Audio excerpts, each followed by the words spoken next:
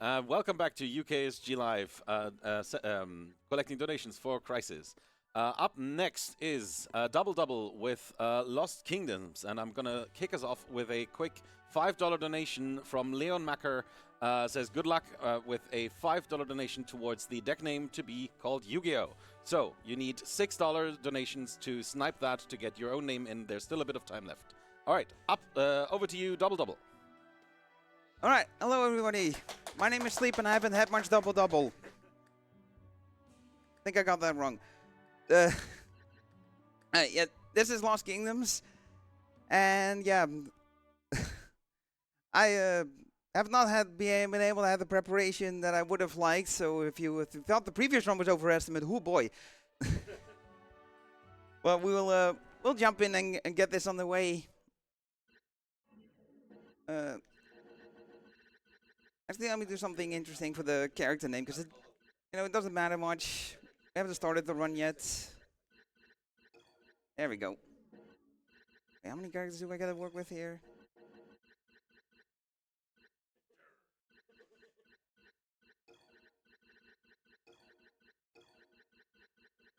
Right, no space for the 24, but we'll roll with this. Okay, so here's a little bit of preamble.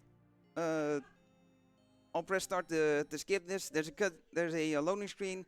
Then a cutscene will start. Once I press start to skip that cutscene, I gain control and the run starts. So 3, 2, 1, go! So this is Lost Kingdoms. It's Yu-Gi-Oh! Meets Dark Souls, because it's a card game RPG from Software. If you were wondering what they were doing before Dark Souls, Demon Souls, and all that, this was one of them. One of the things they did. And did they do well? There is a second game, but not much more than that.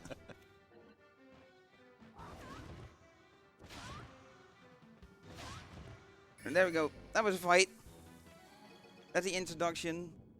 There's more to the fight that I'll get into in a minute, but first I'm going to show off a neat thing, that a full set of text boxes can be skipped with one press of the B button.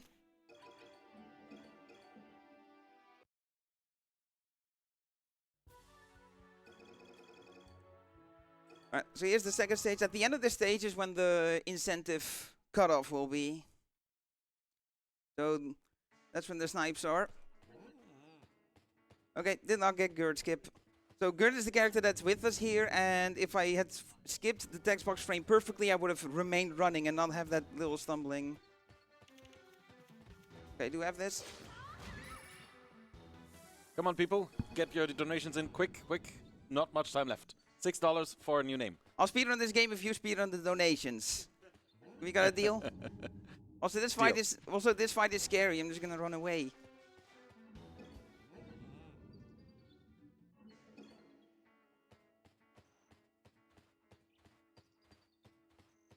All right, so to give a quick rundown on the combat system of this game. So I have the cards on the 4 face buttons, and yeah, there's an element system as well, which I'll get into more later. Because first, I gotta show you something. I'm a magician.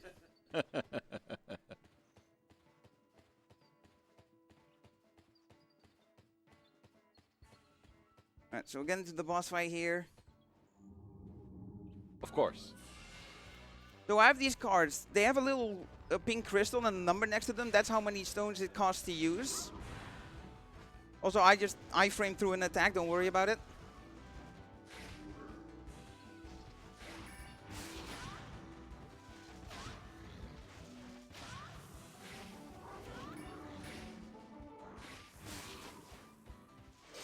And yeah, so the way the resource system in the game works is if you run out of magic stones, when you hit enemies, they with attacks they drop them, and that's how you like replenish it back up. But if you don't have enough, you pay with health instead, and I'll go more over that in a bit. But yeah, feel free to cut off the incentive and announce the winner. And any last second donations if there were. All right, then we're cutting that off here, and the winner is Yu-Gi-Oh! Is going to be the deck name.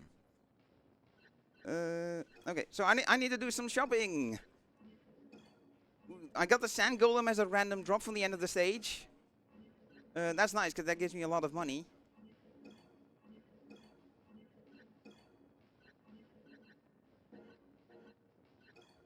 So now I need to buy Mandragoras. I need 4 of them. And then I'm gonna buy 14 Flying Rays.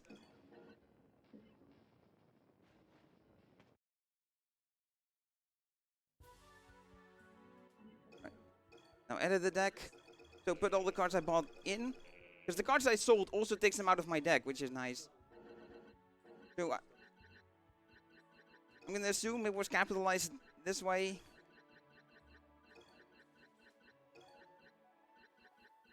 Most likely.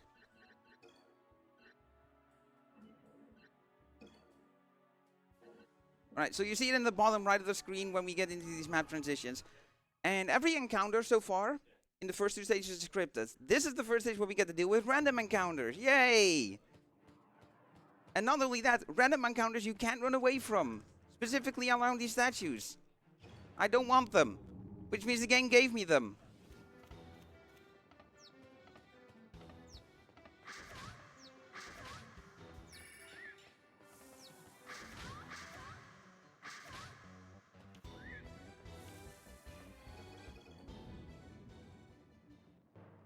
Alright, so this introduces the a concept called encounter lines. As you saw from the previous fight, it took place in a little boxed off part of the stage. So if I run on the edge between 2 of those encounter boxes, as we call them, since I'm neither in fully in any one encounter box, I cannot get an encounter.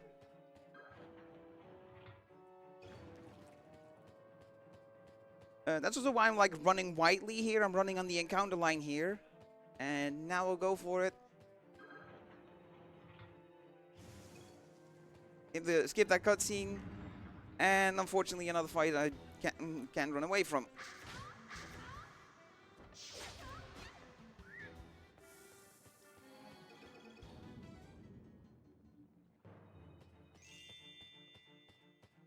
Okay, so that was a blue fairy that flew into me. They give you random things, health, cards you've used.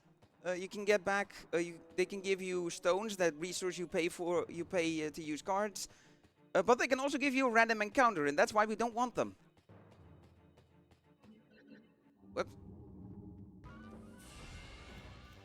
All right. So now the flying rays I bought are very powerful, and I'm gonna show you how.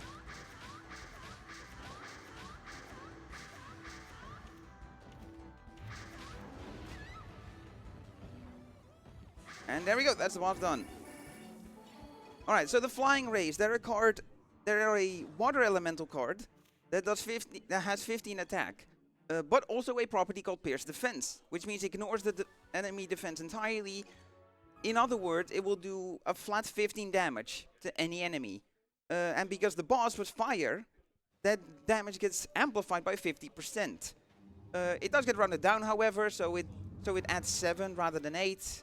Because half of 15 is 7.5. So it's 22 damage per hit. They're also auto aim.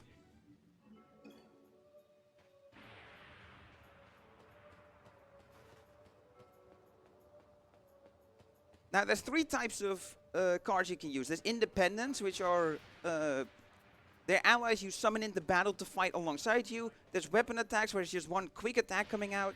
And the lastly is summons, which has like an elongated cutscene that plays, and then it does the card's effect. Sometimes there's cards that like give you cards back, there's cards that heal you, there's attacks, but they're really slow and we don't use them in the speedrun. Okay, the enemies did not see me, that is good. So now I need a menu to my cards. I'm holding the R button while I go through these cards. It gets rid of them for this fight specifically, but not for the stage. So for the upcoming boss fight, I'll have them again. But my deck order RNG is not very favorable. I have to menu through a lot to get the things I need. So I need to get all 4 of the Mandragora I bought for safety, because I'm gonna spam the button. See, this is why I had all 4, because I should have done this with 1. There we go. Get behind the chest. Position myself. 1, 2. Ah, that's unfortunate. Okay, we'll give it another go. Can you just talk us through what we're trying to do here with that tech? Yeah, sure. As I'm trying to get my way back there. So, what was supposed to happen is I use 1 Mandragora and I use a feature called the Quick Drop. It's what I was also talking about with iframing through the boss's attack is independence. When you summon them, you can keep the card flying in midair. And you have invisibility frames for as long as you do that. Though you can't hold it out infinitely. But the other side of it is if you press the button again while it's in flight, it instantly quick drops to the floor. It instantly drops to the floor, and we call that a quick drop.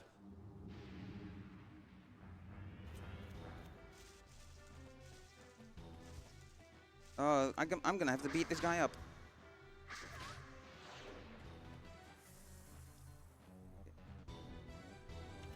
Alright, hopefully the card order is a little nicer here. So basically right now rolling the RNG to get to the card that we want. Well, not RNG, your deck order is generated at the start. Okay, so position myself. There we go, that's it in 1. Okay, the knockback of the enemy. Oh, this may have screwed it up again. Oh, am I? Wait. Now, let me face this way.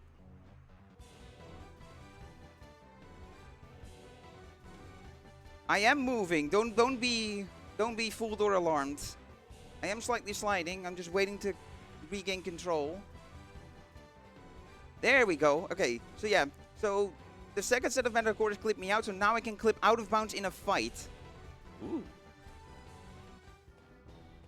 Yeah, there's a reason this is not included in the beginner strats tutorial. Alright, so now it's just a straight run to the boss. Oh, so you're using the out of bounds within the fight to get out of bounds out of the fight. Well, I run to the edge of the encounter box. That's how you run away from a fight. And yet, the game does not know you're, like, below the floor. So, the borders are there all the same.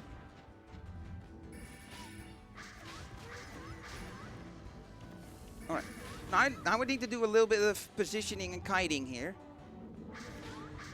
Because as you can see, I'm, like, slightly inching forward every time I'm using flying ray. So I want to, like, make the auto aim hit them, but also, like, get out of his attack range. Okay, there we go. That's the fight. That fight went alright, at least.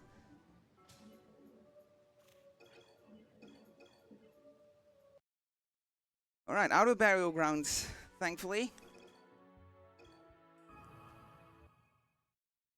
Alright, so I wasn't intending to show you exiting a stage before. I was meant to show it off here and make a joke about it, but that kind of got ruined.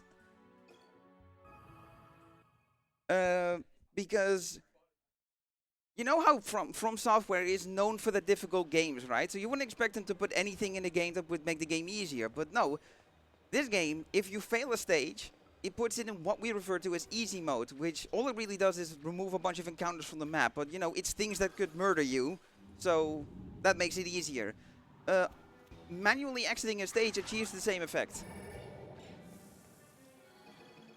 And yeah, so we use it in a couple stages to remove some fights from the map that we would otherwise have to do, or RNG that we just don't want to have to deal with, because the majority of the time spent doing an abort and going back in is loading, and we have a system, even though this is a console game, we have a system to time out loads.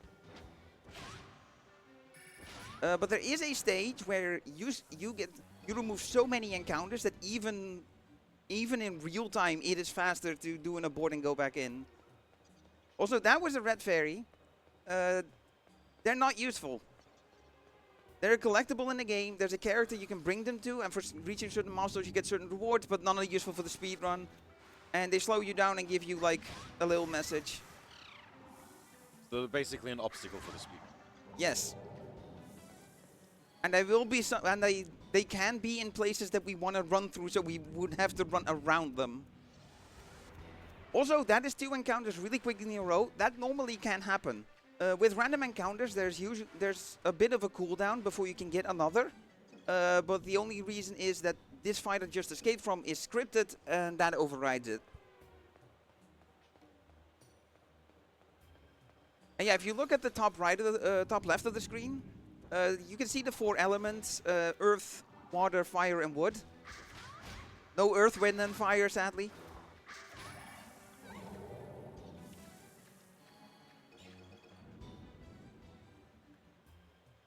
But yeah, if you look at it, the elemental matchup system in the game is you can look at it clockwise and counterclockwise. Clockwise is an advantage, so you know fire burns wood. Wood is super effective on earth for some reason, and then yeah, counterclockwise is resistances. So water enemies take 50% less damage from fire enemies. No, water enemies take 50% less damage than water cards. There we go. I got there. Okay, so first things first, I need to break this box. This is very important because I can only do that in a fight. Also, I'm walking slow because there's an effect. There we go. Plop that down. So that's the keeping it in flight and positioning it there. Okay, now we get over to the box. Okay, I'm gonna try a frame perfect trick here. No, didn't get it. If you got it, I would have gotten this text box in the cutscene at the same time, and when I skip the cutscene, the text box is still on screen, but I have control. The only purpose of it is, yeah, while you have that text box on screen, because the game expects you to not be able to move, you can get encounters while the text box is on screen. But it is a frame-perfect trick, and all it really does is remove some RNG. It's not, by its own nature, it's not a time save. Also, yeah, I'm running in particular places, because through the water you walk slowly. Also, this is a boss. This is just face roll the face buttons until the boss dies. Done.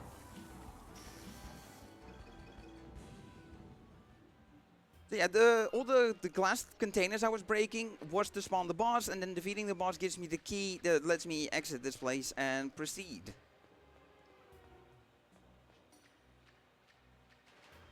Alright. Now here's another cutscene I'm skipping. Now, you would normally expect that when you skip a cutscene, you skip to the point where you would normally be at the end of the cutscene if you let it play, right? So the gate should be like fully open because that's what happens in the cutscene, but it's currently still opening. So it just keeps when you skip it, the gate stays where it was at that point in the cutscene and just continues from there. So can you stop the cutscene too early and the gate will still be closed? No, because the cutscene kicks in after you press the switch. Ah. Right, here I got 3 cards. There's 1 card that I would like to get, but because we're going fast, I can't see what I get. But yeah, it's worth a lot of money and it's going to make my life easy. So yeah, the whole reason for breaking the box, I almost forgot to do it, is this Running Bird card. I need to put it in my deck here. And, you know, I really should be making a safe state here, or a safety save here, but forget it, we ball. Can I ask a question about the decks themselves? Sure. Do all the speedruns follow the same strategy with the deck building, or are there different speedrun philosophies when it comes to building the decks in this? There's a few variants, but generally we have, like, routed out the deck builds that we use in this. So there's a random encounter, so I've just run in place here. Because I'm going to clip out of bounds in the fight again, but this one is considerably harder. So I need to menu my cards, because I need to get 4 specific cards. The Running Bird and 3 of those Mandragoras that you currently can see on my B button. That's 1. I also need to be wary of the enemy is. Like, I need to try to not aggro him as long as possible while I menu through my cards. Yeah, I think he's gonna see me here. Okay. Okay, I've lost aggro, so I'm gonna hide in the corner here. Try to sneak around. Because yeah, I did not make a safety save, so I am playing this the safe way.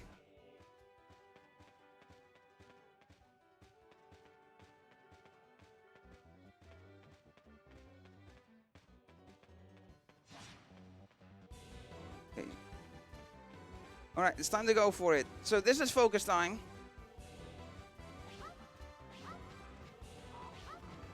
Flip up here, use the button, and that's out of bounds. All right, that makes up for the mishap on burial grounds. Because yeah, I position those very particularly. The first 2 mana core stick like clip up in the bit. If the fight ended because the enemy dies and I'm still up there, I'm soft locked. I can't get out of there and I'd have to reset the stage, and then I can retry that strat again. So from that hard bit into the most annoying fight in the game. It's a PvP fight. So yeah, those are the slow as heck summons that I don't want to use. And yeah, you can see the time they're wasting. Also, she can dodge, she can throw cards, which gives her the same invincibility frames that it gives us. Imagine actually fighting in a battle game. I know, right?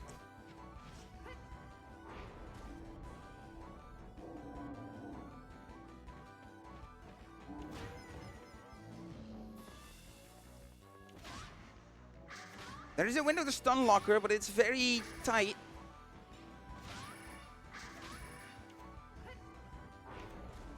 But I'm in a decent good shape to at least win this fight. Because if you run out of cards, you can't do anything. You have to just reset the stage, die or reset the stage. Okay, I need to hit one more flying ray. Not on that guy. But yeah, you can see on the left side it shows my deck. And yeah, it's 9 out of 22. So there's 9 cards left, and I started this fight with 22, and that includes the 4 cards you get at the start. That's the fight over. And it's not about winning winning the fight that's tricky about it. It's just so annoying to do quickly. It's a big time loss thing. Also, I just picked up a card left on the floor. That is for marathon safety. It is a card called Siren, and that is going to come into play later. For some of the later deck builds we'll be using. Because yeah, this is not the end game, the build I will be using by the end of the game.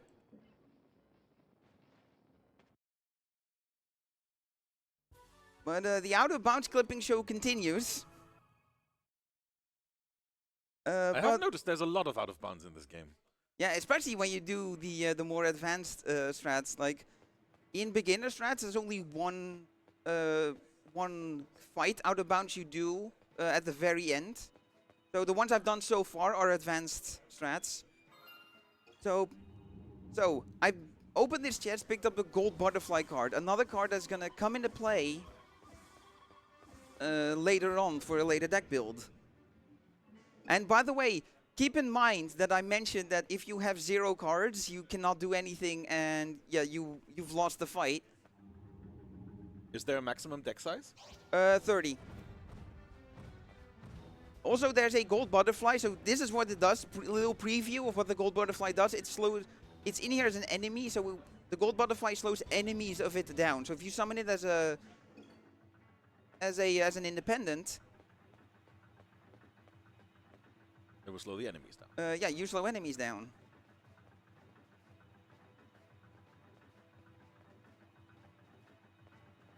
Would that be one of the summonings with the long cutscene or without? That's without. Independents are the ones where I like keep the card flying and it like spawns as an extra person in the fight, while I can also do things. You're setting up for an out of bounds again, aren't you? Yeah, exactly. But yeah, this is different from the one where I ran into the wall in the second stage. I have to walk now. And believe it or not, but besides this being a GameCube game, this has 360-degree movement. And there we go. Wow. Nice. So I could have made that easier on me if I wanted to, but I did not want to. So that is a out of bounds clip you can pause buffer. If you pause on a frame where you're partially clipped inside, you let go of the control stick, and then you continue falling, and you don't run out of the clipping spot. I just wanted to flex by doing it without pause buffering. Yeah, because we skip like every fight and everything, we only get 1 card here. Because there's a rating system in the game. The fewer cards you use, the more enemies you take out. And the more health you have, the more less damage you take. Also, Kendari skip confirmed.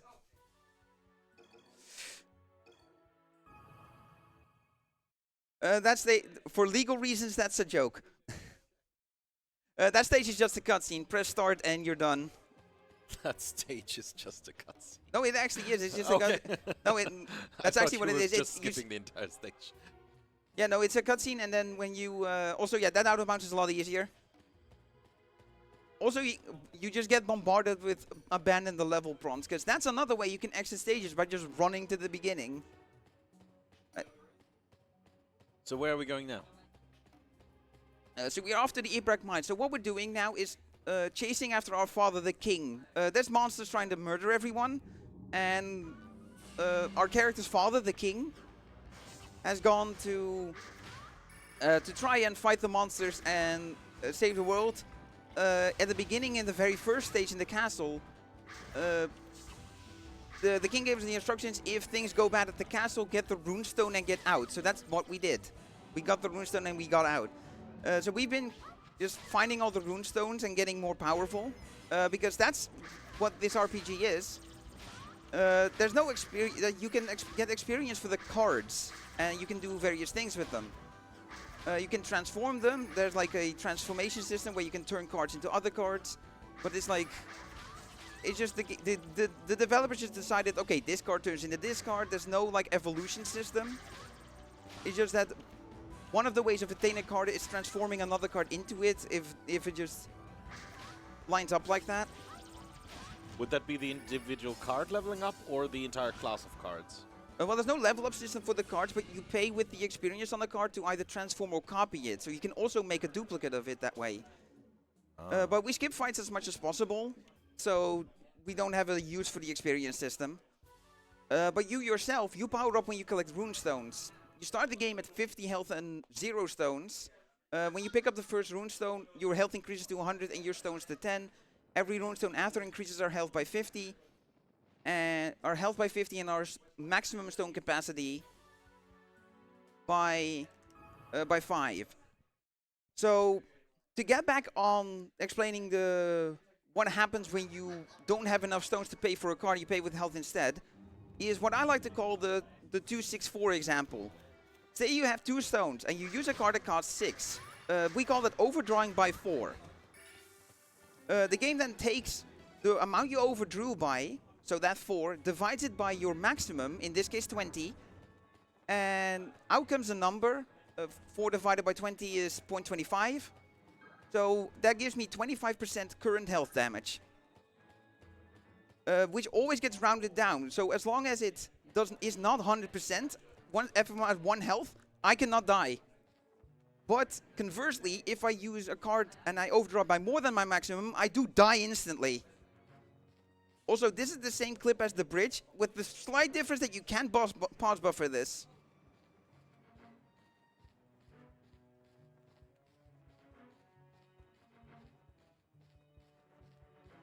But I'm alright at it. If any of the Lost Kingdom speedrun community members are watching, they're gonna be fuming in their chairs, because people are so mystified and disgusted by how good I am at that clip. It is coined by many to be the hardest clip of the game.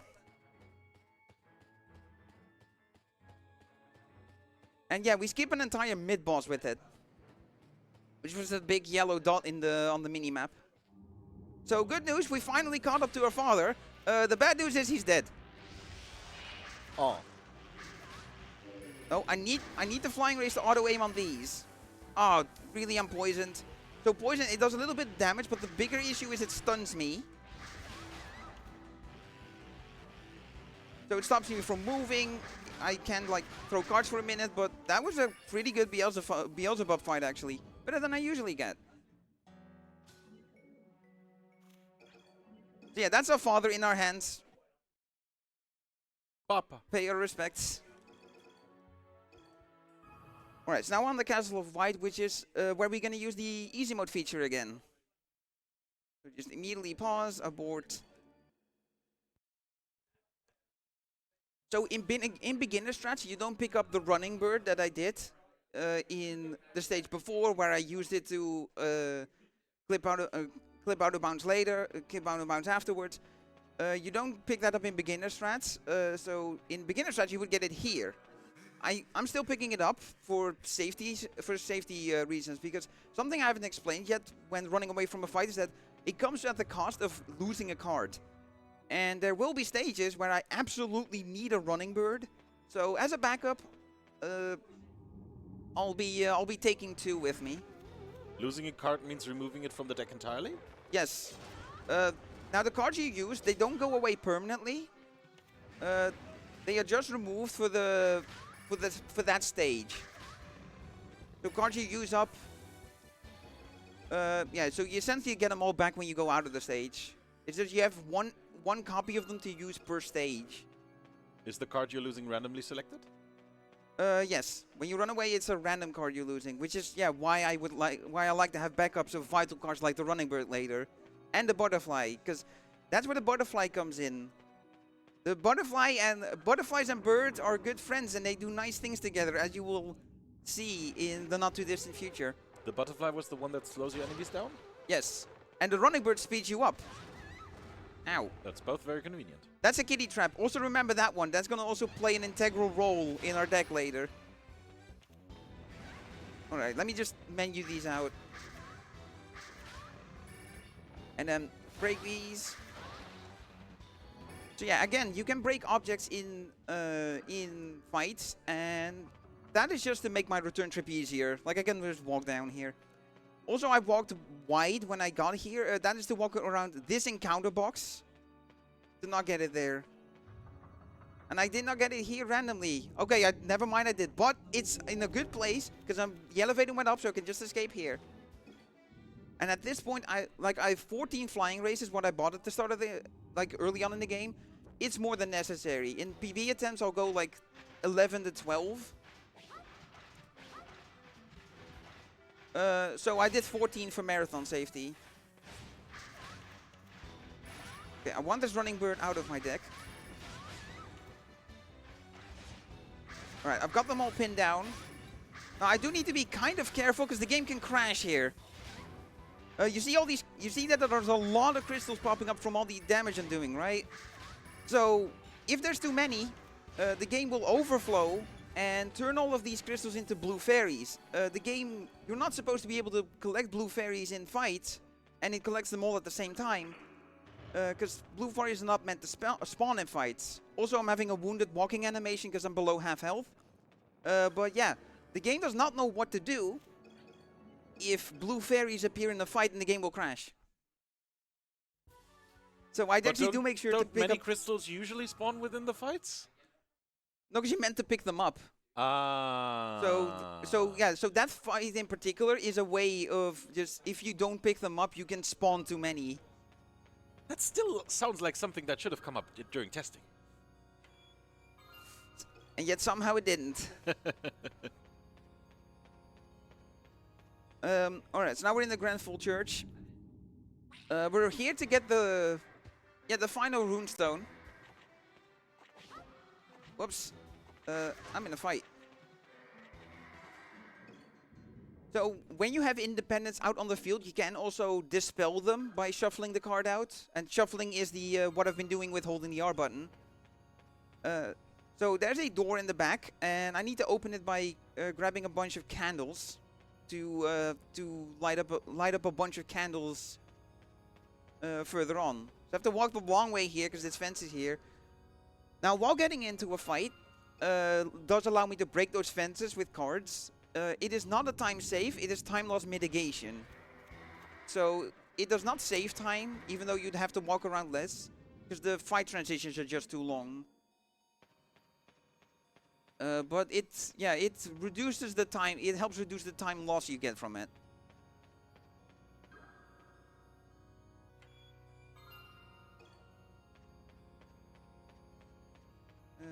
Alright, that's out of the area where I can get encounters. And yeah, that's only one Grenfell encounter. That is below average. I usually get 2.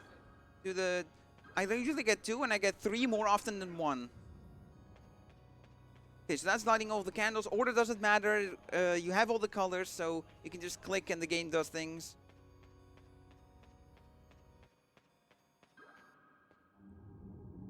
Alright, so now here's the boss. So, the cutscene I just skipped. Helena comes up and steals the runestone away. We don't know why. Helena is the person I was talking about with the most annoying fight in the game. The PvP fight, so to speak. Alright, so now from here the fight should be free. This is similar to that annoying fight, except the window I have to stun lock is a lot nicer. I need to make sure I shuffle cards out so I have cards to use I can stun lock them with, but I'm okay. There were a lot of crystals in that stage at the particular part of the fight. Yeah, but in this fight that crash doesn't happen. Oh, is it only limited to a specific kind of type of Well, fight? that fight where I mentioned it earlier is because you're hitting multiple enemies with the same attack. Right. So it spawns crystals from all of them. Right. Okay. And here I'm just bombarding the same one enemy with an attack. Gotcha. Because there's also the 2 enemies that he's with. I take them out first to just make the fight nicer. Now here's our second shopping round. We get to find out if I got the big card. I didn't. But I have enough. I have enough valuable cards. Yeah, that is enough money. Alright, so what I need is 9 kitty traps, a hand of pain, and because I picked up a siren for safety earlier, I only need to buy 1, because I need 2 in total. So, this is why so now, we're at the point why I told you to remember that if you have 0 cards, you can't do anything. And we have to fight that annoying fight girl. We have to fight Elena again. So, clearly, the best strategy is to come in with only 4 cards. Is that because of the arithmetic example you gave earlier with 4 minus 6 equals 2? Just watch. Sorry. Just watch and enjoy. Watch and learn.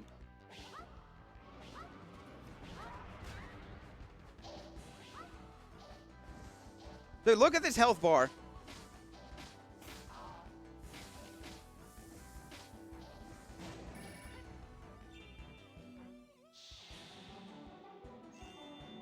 Okay, I did get... Alright, small issue, so I'll have to redo this. This is why the estimate's an hour.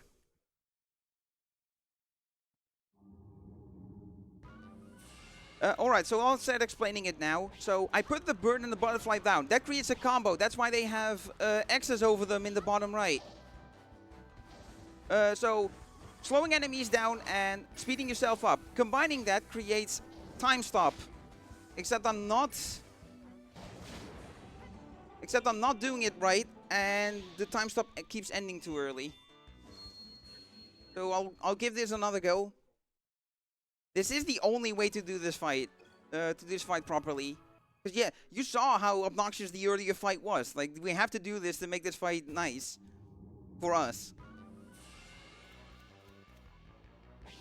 Okay, so let me just quick drop them faster. There we go. It also puts me closer to Helena's. Okay, this should be good now. Yeah, look at this health bar melting. There we go. Nice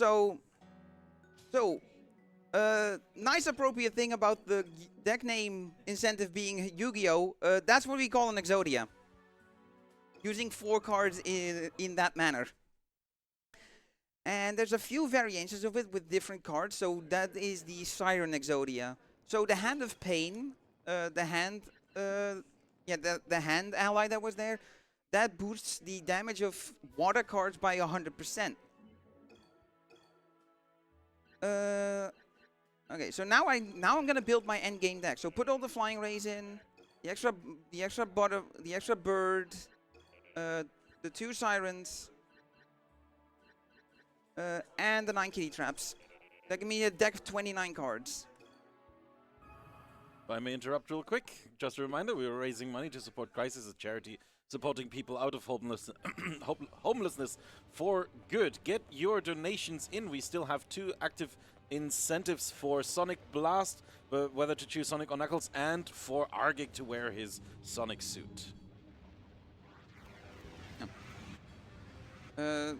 Alright, so this is a scripted fight I can't run away from.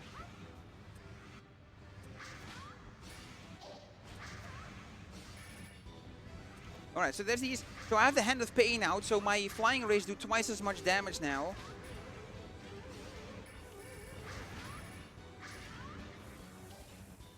Makes this fight a bit quicker. It's something I get to do if the Hand of Pain shows up. It's not worth menuing to it and shuffling cards out. If I don't get it, it's just get a bunch of flying rays and spawn. But so I showed off the time stop combo earlier with the bird and the butterfly. Now I'm gonna show off a combination of cards, a card combo, when you combine 3 kitty traps. I need to menu to them first. Get 3 of them. Oh, that enemy died. Okay. Well, that's okay, because I need one of those Hand of Fires to survive. But yeah, one of them can die. So that just blows up everything. So yeah, after a delay, they just blow up and deal massive damage to enemies around them. Except by themselves, they don't have enough damage to KO the boss in one hit. But that's where the Hand of Fire enemies come in, because they, similar to the Hand of Pain, they boost fire cards by 100% on both sides. So it also boosts mine. Oh, that's convenient. Also, this is the stage I talked about where doing an abort is faster even in real time, because the average amount of encounters you get without it is 6 to 7. And with it is 2 to 3. So we'll see how many I get here. See, this is one of the red fairies that spawns in a place where I would prefer to run. So we just go around it.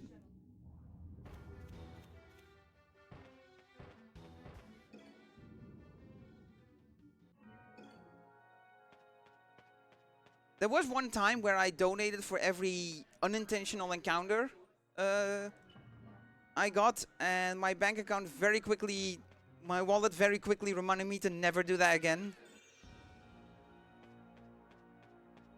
Underestimated it a little bit.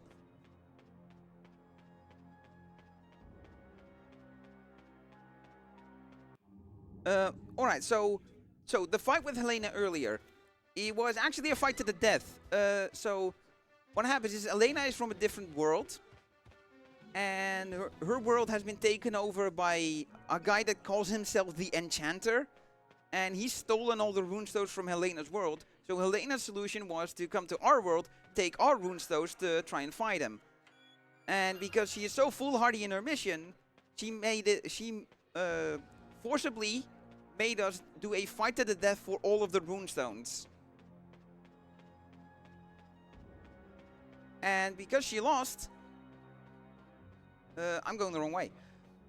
Because she lost, she dies, and it's now up to us to use the power of all the runestones. We're at our maximum power now, 300 health and 30 runestones, 30 stone capacity. And now it's up to us to go to Helena's world and defeat the Enchanter. So we're here to get a blessing from the God of Creation.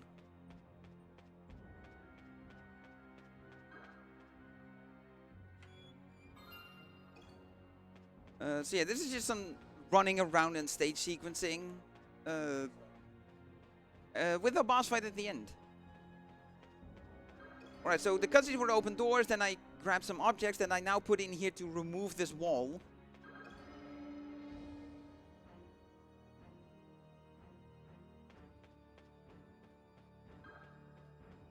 May I interrupt for a donation? Yeah, go ahead. All right. Listen up, everyone. We've got a $25 donation from Nanakiemi with 2 attached bits, $10 for Knuckles, $15 for the Sonic suit, with the comment, ARC suit, ARC suit, ARC suit.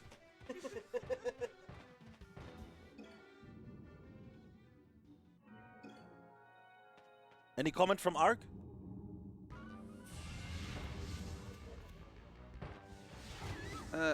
Okay, never mind. So I could have. So the best draw would have been if I had 3 kitty traps. If I had them in close proximity. Oh, I'm petrified.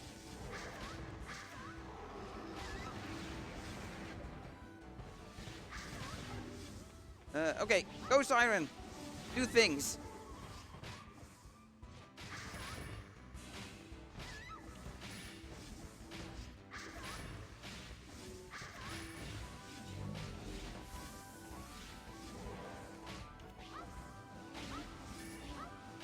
Okay.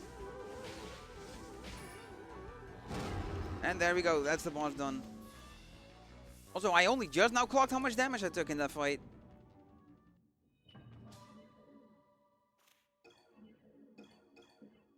Alright, so I've got good news and bad news. So, we're on to the final stage to defeat the Enchanter. Watch how far away this stage is than the rest. Are we gonna get there inbounds or out of bounds? We will be going out of bounds here again. This is what I mentioned earlier with the only in a fight out of bounds that beginner strats does. So this is why I have backup cards, but there are a couple I don't have backup for. But if I lose them, it's not too much of a time loss to reset. But I lost a Running Bird, which happens to be a card I have a backup of. And unfortunately, when you have multiples of the same card, the one that's first up in your deck of it gets removed. So the Running Bird I need the menu to will now be later on in the deck, which is a little unfortunate. But hey, I get to see my my deck here, so it's gonna blow that up. So I have a Butterfly nice and early, which is good, and an early Siren as well. So what I'm doing now is the stage sequencing to spawn the fight I'm gonna clip out of bounds in. So I get this stone, this is gonna open up something, and then when I go back to that place to open it up, I get ambushed by the fight I want to clip out of bounds. So while we get this item, we don't actually ever use it, but it's what sets the flag for that fight to spawn. Also, yeah, that red fairy over to the left, yeah, he can be in the middle, and I'd have to walk around him or walk into him and like take the small time loss of the text box. Alright, so 2 Puppet Masters. This was a boss earlier. Okay, so I need 3 kitty traps and a Siren. That's the setup I need for this out of bounds. I have 2 Sirens very early and... Oh, whoops, that's the wrong cards to get rid of. Oh. Yeah, those red ones were the kitty traps, weren't they? Yeah, and then I accidentally also discarded both Sirens, so I did not have a Siren to clip out anymore. We'll do it again. Which is a bummer, because I had a good deck order.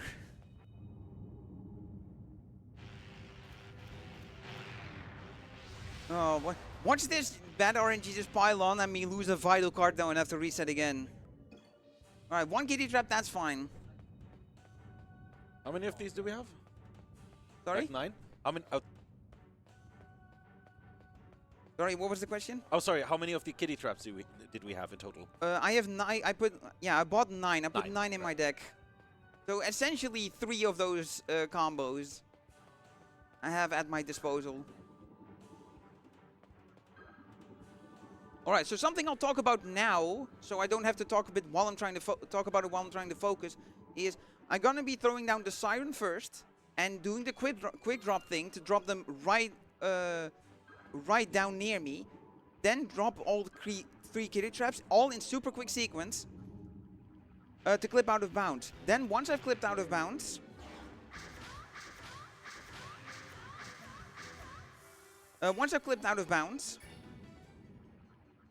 I will immediately then discard the Siren, because I need the kitty traps to blow up the bosses, so I don't have to escape from the fight and risk losing a vital card. The reason I need to dispel the Siren is I don't want Siren to hit the enemies and then have their invincibility frames shield them from the kitty trap explosion.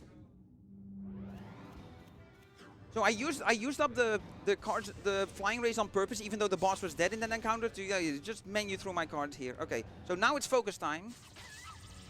Oh, they're a little bit too close. I'm gonna actually lure them away a bit more. So come over here. I got ice cream. Oh, why is the thing over there? The ice cream's here. Alright, fine. Yeah. The damage I'm taking does not matter.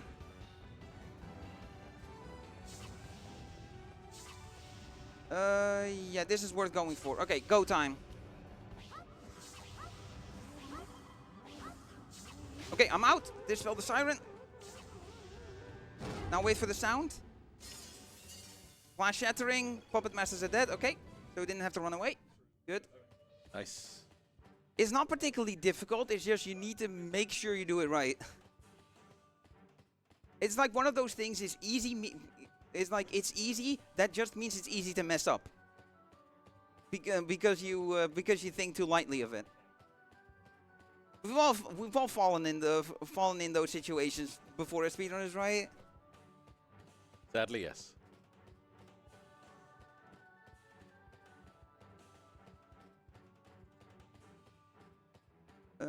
Alright, not to put pressure on myself, but the only way to go underestimate at this point is to do this without having to reset the stage. If I have to reset the stage, then estimate's done for. No pressure.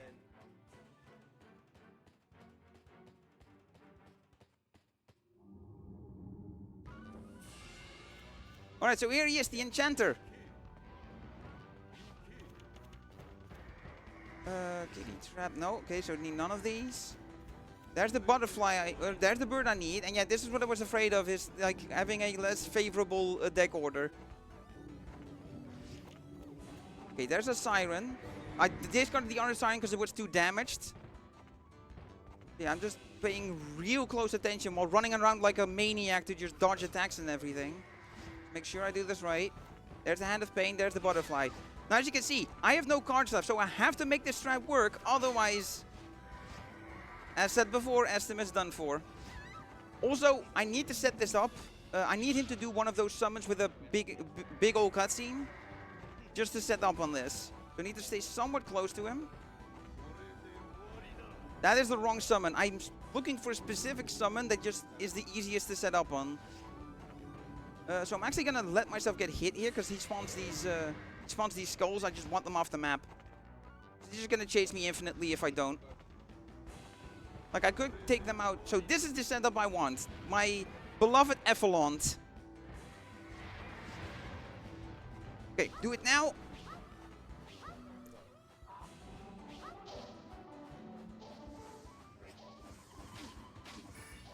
Okay, please work. Nice, got him. So, spoiler warning, that was not the final boss. This is the God of Destruction. Alright, so I have a partially damaged siren here, so I'm just gonna plop that down and see what it can do.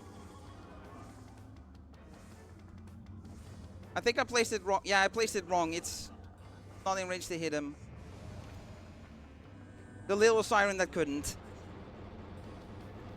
So I'm staying in between these two areas because the elementals that spawn on these sides can't hit me when I'm in the center like this. But I do want him to like come chill out over here.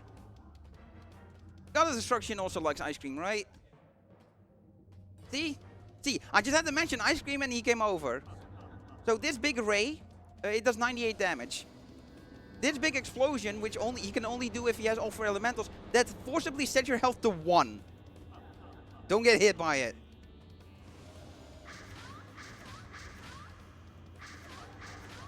So, to talk about the deck build, since there was a question about it, in beginner strats you can take the option of having Dragon Knights as your main attack instead of the Flying Rays. And with the Dragon Knights, you can actually stun lock him.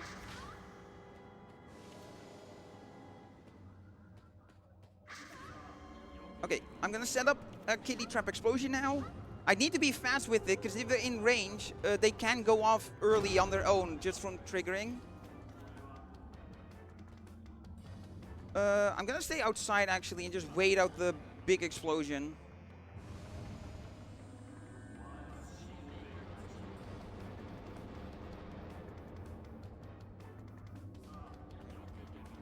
Okay, wait for the iframes.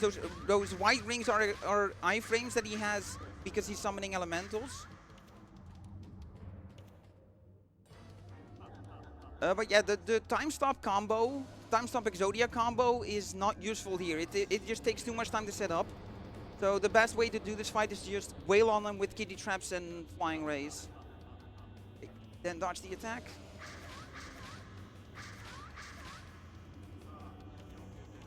Okay, get rid of the bird because it's not useful.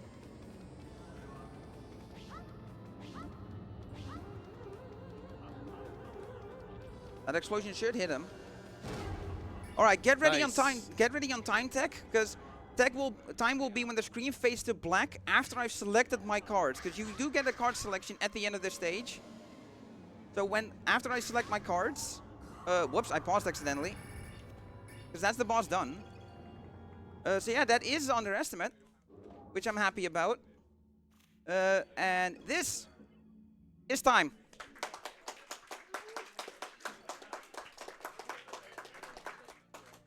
Very nicely done. Yeah, 53 is about right for the amount of preparation I've had, or lack thereof. Thanks to UKSG for having me, letting me show off this game specifically. It's a game I always love to show off at marathons just because of how much fun it is to go out of bounds, because the game lets you when you know what you're doing.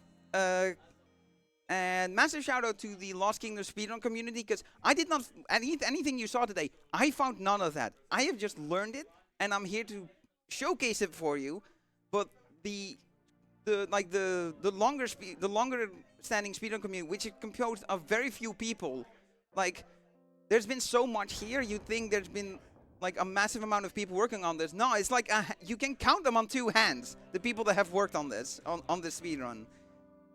It's always been so impressive to me how much they've torn this game apart. Like we've even got data miners and everything. And it is such a joyful community to be a part of as well. So I'm glad I get to show this game off, that I have the capability to do so. Yeah, that's it for me. Back over to our host. Thank you very much. Thank you very much, DoubleDubbel, for this very entertaining run of Lost Kingdoms. Up next, we have Chrysasaurus running Kid Icarus Uprising. That will be it for me for my hosting session. Coming right after me is Caro in a Box.